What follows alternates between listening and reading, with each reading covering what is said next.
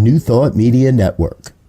We are a global broadcast network of positive music, media, and entertainment, inspiring humanity's evolution along the journey of enlightenment and creating a world of love, peace, empowerment, and prosperity for all. New Thought Media Network. Positively inspiring.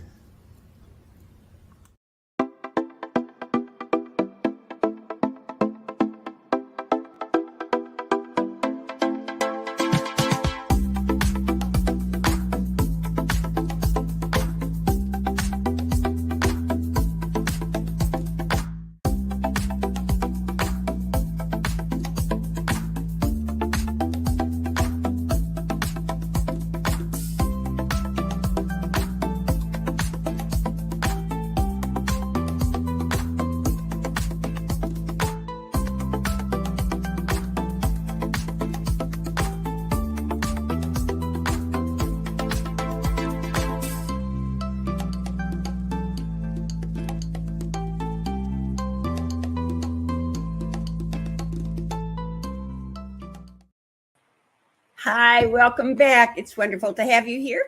And I am your host, Reverend Sharri Johnson, and this is Global Focus Today, where we interview focus ministers from across the New Thought movement. And our guest today is unique amongst those because, well, maybe not completely unique, but reasonably unique.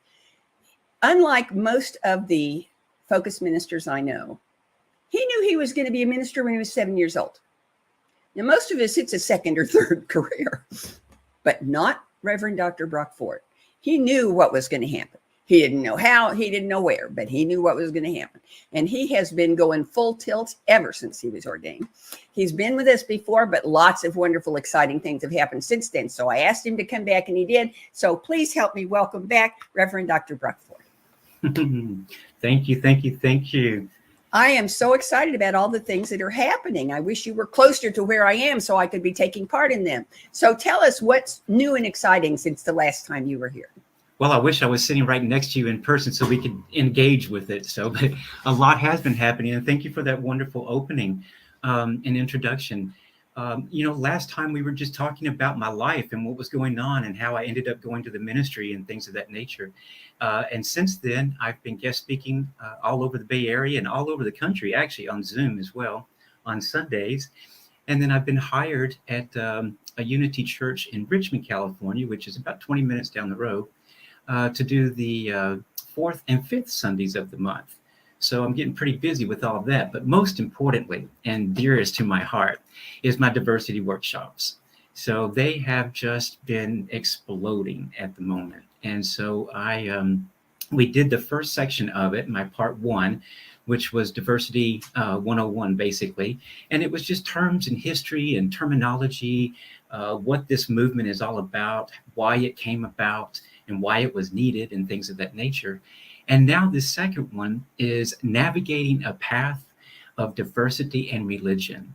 And so I'm sort of going to get into scripture and Bible verses and things of that nature and help people understand, I guess, when things are coming at us in the community, instead of fighting or getting all reactive and things of that nature, let it be and know that who you are and within you, you're not what they're saying and things of that nature. But I got a lot of people asking me, give them some scriptures and things to equip them so that they can sort of have a debate and go back and forth with people, and especially family members. And there was a lady that really inspired me. Her name is Gretchen, and she came to me and asked me if I could help her know words and phrases to talk to her son about, because her granddaughter is trans. And the father of the trans daughter is having grave difficulty with it. And so this lady asked me, can you help us how to talk to our family? How do we help him understand that she's okay? And so that sparked in me, okay, that's part two of my workshops. So it's we're going to be doing that on August the 12th at the Unity Church in Vacaville. And the last time that we did the first one, where there was a huge write-up in the paper. They gave me a whole full page talking about that in the Vacaville paper. And so we've got that again this time. And we had a lot of people show up, and we hope to have a lot of people this time as well. And it's going to be a 4-part series, Sharri. It's going to go from the first one, which was terminology and history, to navigating the path of religion and diversity. The next one moves into human rights and civil rights, and that will be the next 2. And that'll be my 4-part diversity series, and I'm taking it around the country and on Zoom. Does that help? That was my question. Is you said you were going to be doing it at a center there, but will it also be available through Zoom? Will people be able to Zoom into that one, or will they just need to sign up for one you're doing with Zoom? They can come on to that Zoom as well. It's on a Saturday, and I'll send that out on email. I'll send it to you too, Sharri, so that in case other people want it, you can send it along. And then I'll be advertising, on Facebook and all those different types of things as well. Well, and if somebody wanted to just get some more information, they could just go to your website, right? They sure can. It's www.brockford.life, Life. And that'll take you to my YouTube channel and all those types of things as well. All the information is there. Thank you. Okay, so what about the other big thing that you've been doing besides the diversity? Well, I'm doing lots of things, actually. Which one are you talking about? Well, I'm talking about that homeless ministry thing. Oh, I call it unhoused these days. Thank you. I like that much better myself. I didn't learn that till about several months ago, but I like it, and so I use it these days. But it's really growing. Last time we talked, I was living in San Francisco, and I had been there for 25 years, and got involved with Urban Angels San Francisco, and that was through a guy at the Unity Church there. And I started working on Thursdays and Saturdays with him. And then during pandemic, I started doing 3 days a week because I wasn't working much. And so Peter and I bought a house, and we moved over to the Napa River area. And I'm like, I miss doing that. I miss going out 3 times a week, and I don't want to drive back over to San Francisco. It's about an hour drive now. And so I decided, Brockford Life Ministry can incorporate the homeless, the unhoused as well. It's not just about going to churches and speaking. And so truly, my ministry really isn't about going to churches and speaking. I love doing that, and it's a wonderful blessing to be able to help people grow. But my real, true divine calling is to help the disenfranchised and the struggling and the hurting. And so that's where the unhoused comes in, and other people that show up in my life. But so I decided to just put an ad on Nextdoor app. You know how you can just write little things on Nextdoor and say things. So I made a post and said that I moved over here, I help the unhoused, and I'm looking for donations. I was inundated with donations. It was unbelievable. And one lady gave me $1,000 cash and wanted it to be specifically used to buy food and things of that nature. And it was just amazing. And since then, they just keep rolling in, so much so that my partner, Peter, is like, you got to get all this stuff out of our garage because it's just piling up. So it's been a wonderful blessing to do that and to be able to go out. One of the things you need people to donate for you as a storage facility where you can store stuff in between times, which, you know what? It sounds like a big ask, but if you don't ask, you don't get. It's true. It's true. So, but y'all out there in the San Francisco area, no, not San Francisco, the Napa River area. If y'all have got a storage facility with an empty slot in it, give Rev Brock a call. Let him know, because he could store a lot of food and clothing and toys, because he doesn't. What I love about the way you work with the unhoused is that you really serve the whole person. I mean, toys for the children. Yes. Treats, not just beans and rice, but food that tastes good and that feels like comfort food to them. I mean, and every kind of clothing, we have everything. You told me about the what was it? Transgender person that you kept an eye out for certain things because you knew what her style was. I know. And one lady gave me. And I went, wow, knock me over with a feather. Most folks will give you what they give you. And if you don't like it, too bad. And you put so much heart into your ministry. I just absolutely adore it. You're so sweet. I don't think of it that way, but I guess I do because it comes from my heart. It does. But just like with the transgender girl, her name is Macy. One lady gave me a big garbage bag of purses and shoes for women. And so I saved that whole bag and took it over to her. You would have thought it was Christmas, but you know, and I know certain people need certain things, you know, like the lady with the baby and things of that nature. I make sure I get milk and things like that. But the wonderful thing that I get to do, Reverend Sharri, is I sit down with them on the ground and I hug them. I hold their hands. I talk to them. I treat them as equals, and I don't see any difference in them. They're living differently than I'm living, you know. That's it. I live in a little house, they live out in the yard, you know. So but I ask them about their life. Give me your story, you know. And do you want to stay here? And if you do, it's okay. But do you want help? Do you want out? Do you want a way out? You know, what's going on? And they said that I'm the only person that actually talks to them. And so I make that a big, huge point to just listen to them and let them get it out. Because most people just drop off food and go away. I talk to them about, do you know that you have a way to change all of this by right here and by right here? And they look at me and they go, what do you mean? I said, your words and your thoughts can change everything for you. Are you aware of that? And they're, no, tell me more. And so I go into preaching almost, but I'm just sharing with them that, you know, what are you putting your I am to, you know, and that every word we say puts the vibration out into the world, and the world responds to us, right? So when we get mad and we get angry, we get madder and more angry. And when we're happy and blessed, we get more happy and more blessed. And you see their eyes like light up a little bit. And I can't say that every one of them has been changed, but I have seen remarkable development in these people's lives by sharing the power of spirit within us. Not out there, like maybe you were taught, right here, right here. And so it makes me want to cry a little bit because I feel like I'm taking New Thought to the streets, you know? You are, and you're taking it to the streets one heart at a time. And I suspect that there are other people who talk to them, Yeah. but what they're really doing is talking at them. They're delivering a script.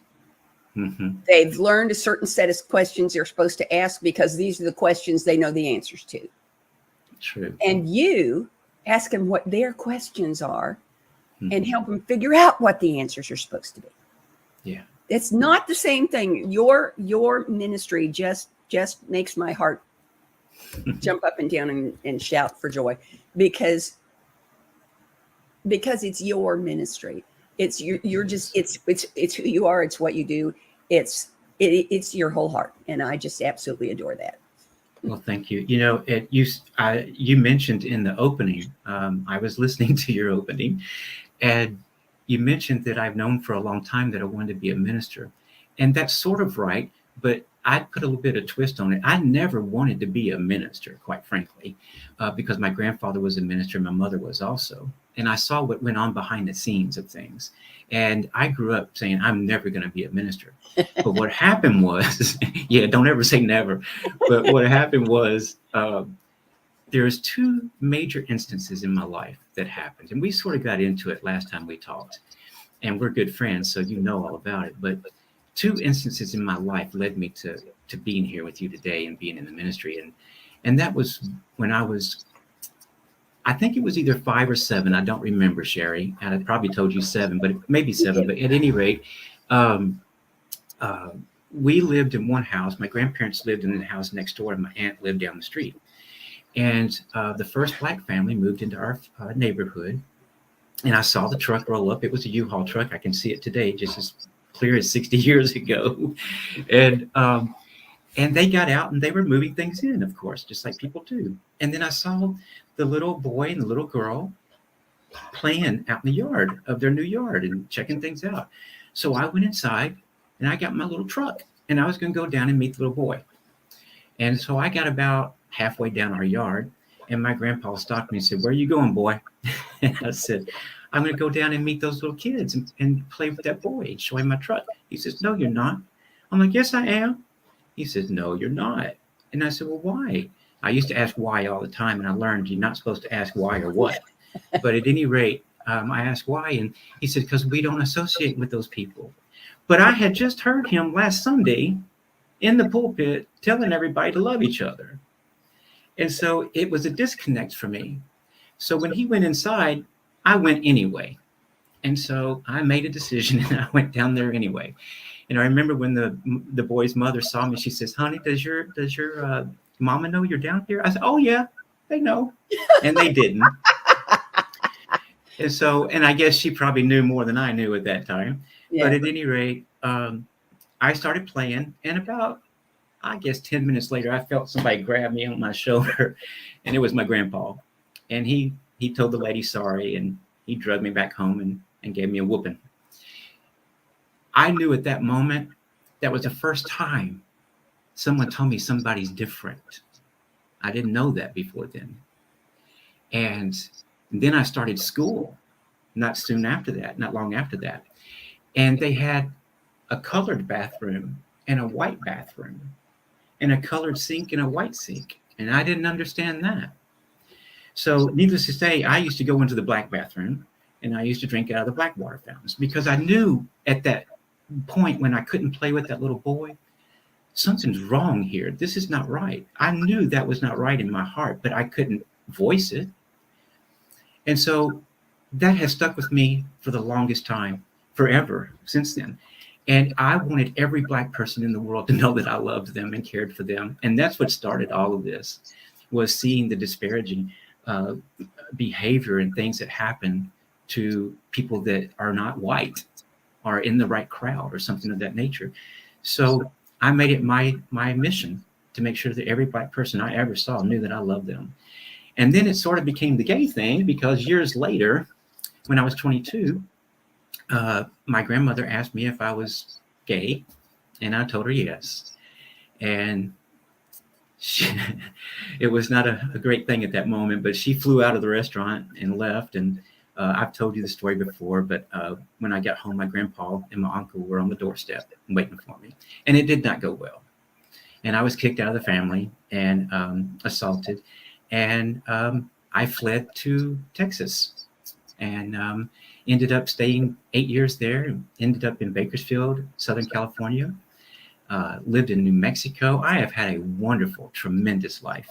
And I knew all of these years that I wanted to help disenfranchised people like me, people who were ousted. There's another way, y'all. There's another way. Today, I love you. Tomorrow, I find something out, just a slither of something, find out different that I didn't know about you.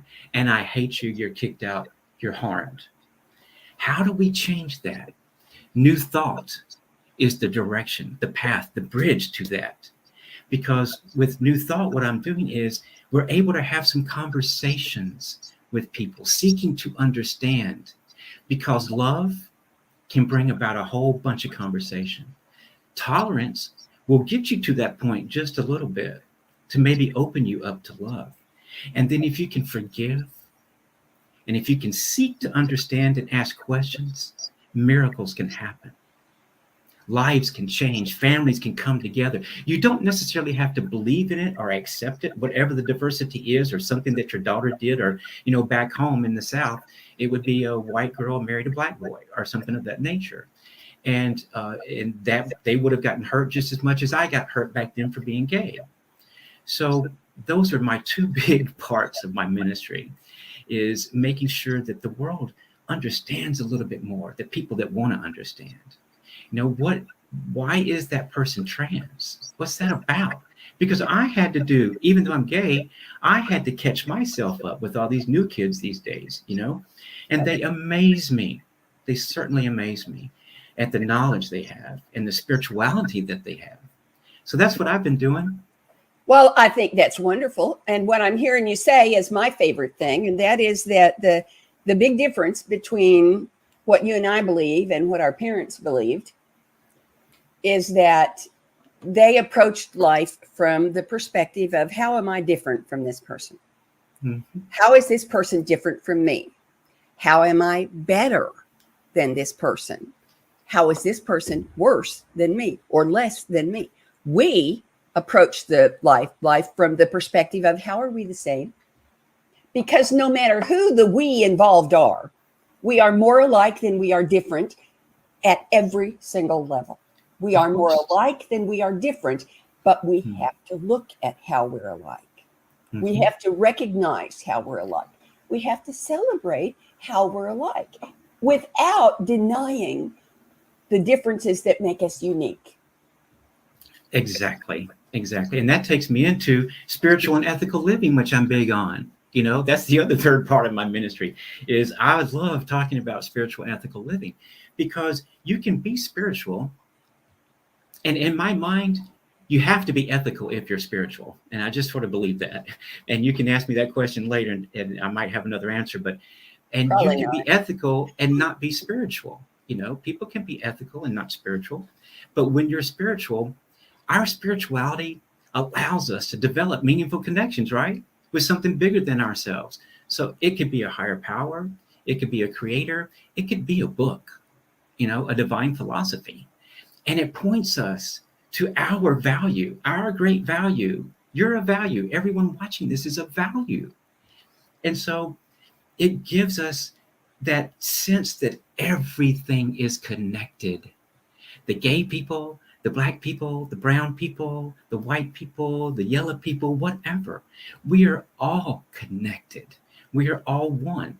And when I'm out talking to the unhoused about that, they're like, help me understand that more because I heard about God on the cross and things like that. So I talk to them about the universality that we are all connected. And if we know that, if we know that we are all connected in that universality of creator, of God, of spirit, then we might just think before we say something. Stop and pause, not to cause or to hurt anybody, to cause harm or hurt to anyone. And you know, and when we go back just a few steps, when I counsel with families of gay children to try to help them understand, I ask them, did you ever ask any questions? Have you asked them, how do you feel? What's this like for you? Is there an imbalance in your head? Is it total balance and total clarity? Where can I support you and help you? Have you asked those questions? Because nobody asked me those questions ever. I was very blessed that my baby sister, who passed away about a year and a half ago, was lesbian, and she was Catholic. I never could understand that part. I mean, you walk in the door and they say you're going to hell. Have a seat. Excuse me, Right. but she understood that my spirituality was different from her, and somehow she accepted and respected that. She would call me up and say, would you call it silent unity for me? And I would say to her, Paula Joe, you live 6 blocks away and I live 1,000 miles away. She said, I know, but you believe in God and I'm not sure I do. And so God will listen to you. And I said, okay, fine. And I would call him. But she understood that the only way people learn is by asking questions. And so she said to me, point blank, you can ask me anything you want to ask me, anything, and I will give you a truthful answer. Wow. So I was able to learn about, I have, you know, the old saying, I have lots of gay friends. Well, it turns out I do have lots of gay friends, and it's mainly because they know I don't care. It doesn't matter to me.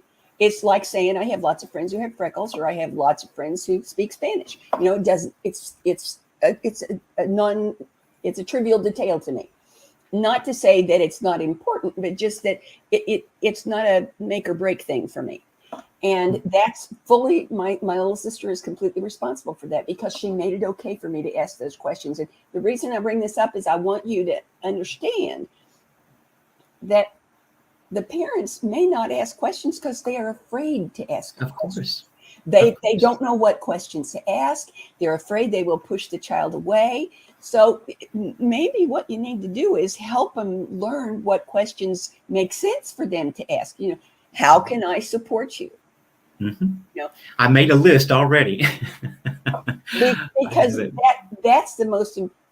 I taught college for 35 years. I know that we learn by asking questions, no matter what the topic is, no matter what the situation is, no matter what it is we believe or don't believe. We learn by asking questions, and we have to learn how to ask. That's why I'm taking a racial equity class, because I want to know what questions I can ask and how I can ask them in such a way that I will learn without offending anybody, without hurting anybody. Exactly. So that's why I'm saying that.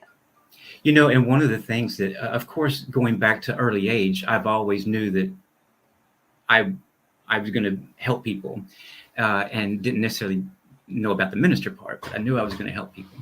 But I'll tell you, when I went to Unity Village, 2 years ago, I think you were there also. Yep, I was. For the conference, went into the bookstore to look and see what maybe gay books type things, spiritual type books that they might have on the gay subject, diversity subject. And when I walked in, now you'd think that I would know better, but even I have to learn and grow too.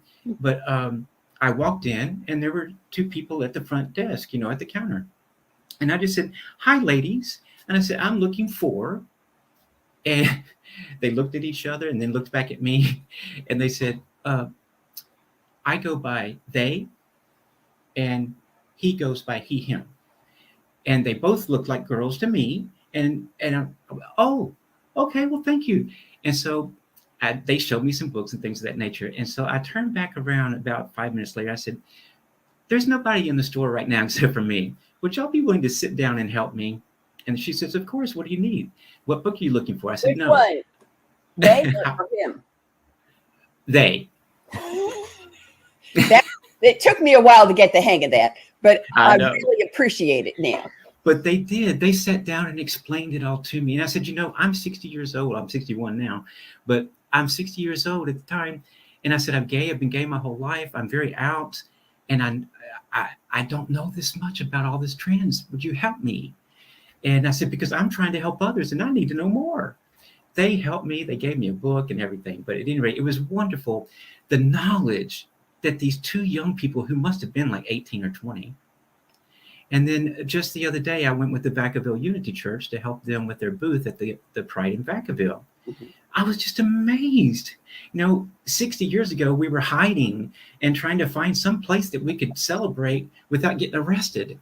And I was in a raid. I got arrested. I was in jail for overnight, 16 hours. But anyway, it's just amazing how strong and knowledgeable and political these young people are. And I'm looking forward to what's coming up in the world with these young people. So, but I talk to them and I ask them, what are you going to do with your ability and your uniqueness in your life? And they tell me, they already know. And then I talk to them about, we can all make this world a better place. One person at a time, one act at a time, one prayer at a time. And when we recognize, and I tell this to them, when we recognize that our whole being, our heart, our mind, and our spirit is God, is everything, that belief changes their actions in the way that they engage. And that's with the groups that I work with and even the unhoused. Because when they realize that they have the ability to create with here and here and here, they're changing. They're taking steps. And it's amazing. And so no matter the political views, the race, the religion, the differences, it's easy to see the divine in each other. And if we can do that every single day when we're walking down the street, just you smile at somebody, engaging with them, that's ethical behavior. And I'll start preaching, so stop me. Oh, I don't want to stop you. You're not saying anything. I don't want to say amen to preaching. Okay. But a thought came to me when you were talking about the two young people in the bookstore, and that is something that my grandma used to say. Now, my grandma would have run screaming into the night if she'd found out. But nonetheless, she used to say, out of the mouths of babes. Yeah. We Yes. forget that. Wisdom isn't the sole province of those of us who've been around several decades. Wisdom is part of being an expression of the divine. Exactly. And when we access that divine within us, because sometimes we shut it out, sometimes we close the door on it, we think our way might be better or things of that nature. But when we don't shut it out, when we reflect with it, when we create with it, we can get through any adversity in life. We can get through any disagreements. And if we take that spiritualness that's within us and we mix it with some ethics, what a powerful ball of wonderfulness you have, And when we go out into the world, we can see the face of God, as Karen Drucker's song says. We can see the face of God in every single person we pass on the street. And I make it, some people think I'm crazy. And when I first moved to San Francisco, I would say hi because I'm from the South. But people would, why are you talking to me? Don't say hi to me. And I still do.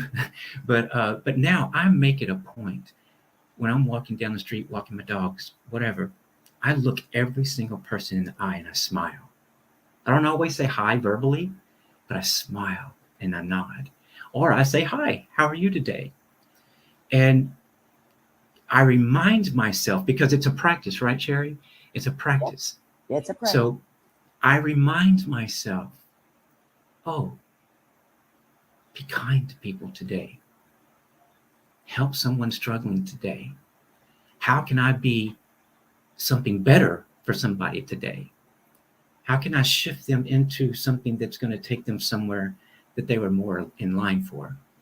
So, and when we exhibit this behavior, and because there's a flip side too, Sharri, and you know it, I'm sure, because we want to be all spiritual and blissful and be all those things, and we are, and that's wonderful. But there's times of adversity also in our life. And sometimes our unity in our religious science and new thought just sort of goes right out the window and we just explode, right? I mean, I have. But when we exhibit this practice in times of adversity, when we're faced with disagreements, we can offer tolerance.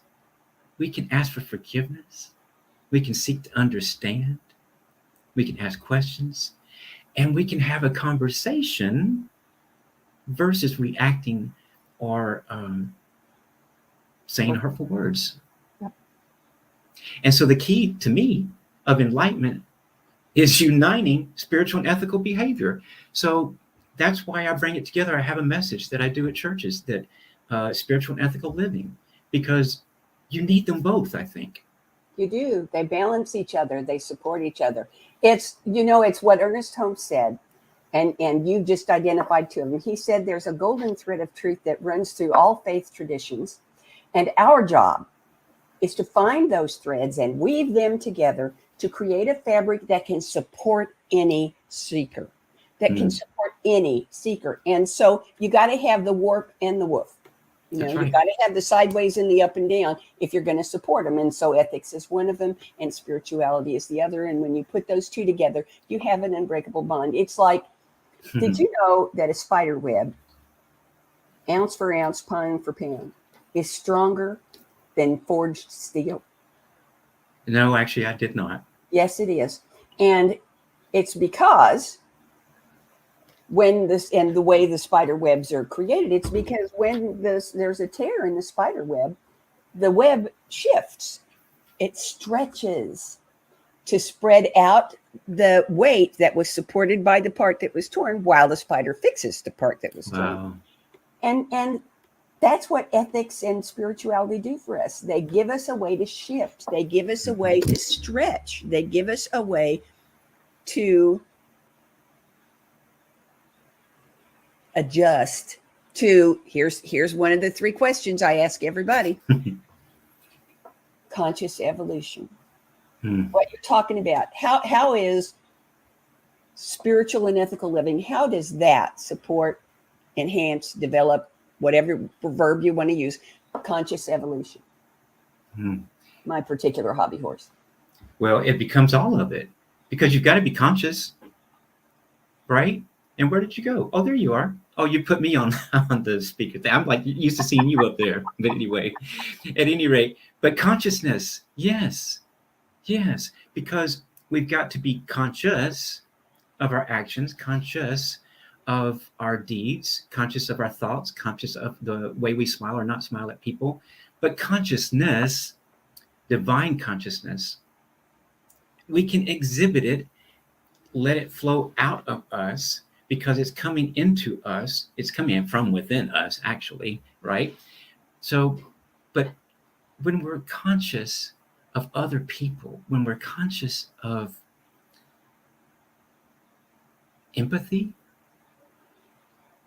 of being able to read other people, that's one of the things that it can be a gift or a curse, I think, sometimes, because I go down the street and I can sort of almost hear people's thoughts, and I can feel what's going on in their life. And I've been doing that since I was a child. And sometimes it gets a little overwhelming. But when we're conscious of what's going on around us, and we're conscious enough that we have dealt into our consciousness with spirit and lived there, right? We live there, we harmony there, we exist there. Then when we exist there, that consciousness is what comes out of us, of our energy, and puts it out there. People want it, right?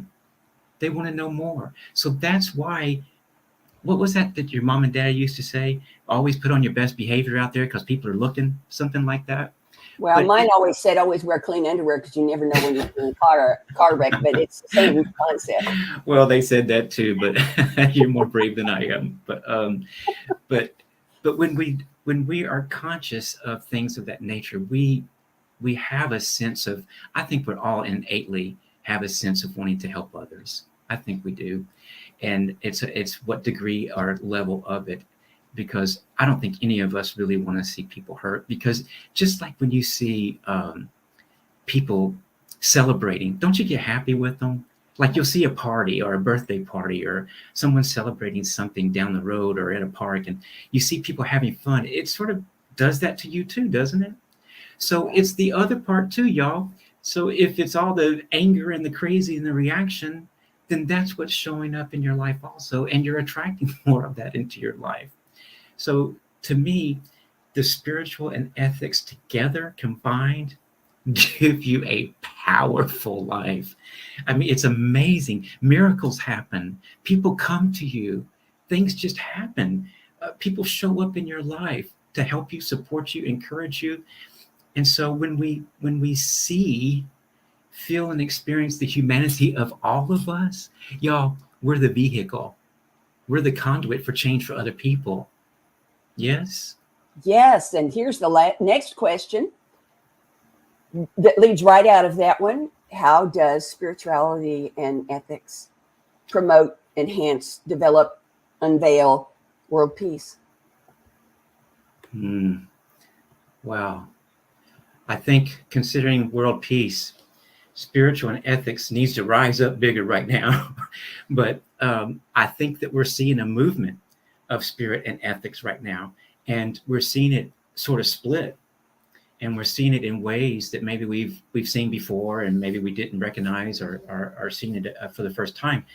But I think if the whole world could hear what we just said, maybe it would spark something in them to take pause and say, maybe there's something to this. Maybe if I looked at this person that just cut me off at the red light as a person that just had a little bit of a mess up right there, didn't really want to harm me, didn't want to hurt me, didn't curse me out, maybe I'd give some grace there. Maybe walking down the street, when I see someone hurt, I'll help them. Or the other day, I fell, y'all. I hit a back end of a truck with my knee, and I fell down in a parking lot. And I felt like the oldest old man falling down. And these people just ran over to help me. And it's like, I'm okay. But but they came to help me. So when people are in need and they can see it, they come to help you. Sometimes you can't always see the need that's coming from within because people don't want to share it, because people aren't exhibiting it. But just take the unhoused, for instance, or someone who's hurting or struggling. They have needs that maybe they're not telling us about. So how do we help them? How do we engage with them so that they tell us what their needs are? And the way to do that is just be spirit, be God to them, because we are. Just be love to them. Just hug them. That'll give them what they need. Works And for so, me. and when we actually take all of this in a mindful, empathetic way, no, don't think about differences. Let all those differences go out of your head. Get rid of differences and labels. I cut the label off my jeans because I don't want labels. I do So, too. but one way to achieve this, Sharri, is to truly practice being present with another person, because that creates a place of healing, doesn't it? And connection. And isn't that what they're seeking? Isn't that what we're seeking? And y'all, just me going out to help the unhoused or going out to do whatever I do, I'm seeking connection. I'm seeking community. As much as I'm wanting to help people and to be a support to people so that they have their best life, I'm wanting that too. And they're giving me that. When I'm out on the street, I get that. So this is how we learn to navigate our life. There is. And there's a phrase they use a lot in every New Thought tradition, and that is that spirit can only do for us what spirit can do through us. Mm-hmm. It's true. It's very true. So here's my last question. You already know about it. Will you come back? My next opening is March 5th of next year. Will you be here? Well, let me look on my calendar right now, and I'll just tell you yes or no. March 5th next year. Good Lord. You're really booking up, aren't you?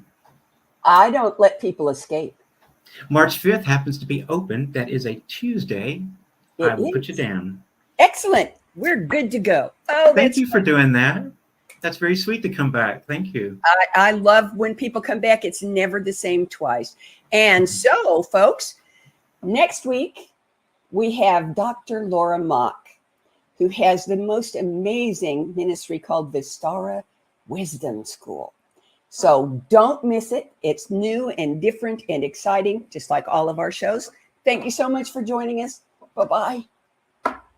Amazing, amazing, you will do amazing things. Amazing, amazing, you will do amazing things. On behalf of everyone at New Thought Media Network, thank you for being a member of our virtual family. Your financial contributions help share the New Thought message with people from around the world. Please visit and contribute at www.ntmedia.org/donate. New Thought Media Network, come be you. And please like, share, and subscribe. Until next time, peace and blessings.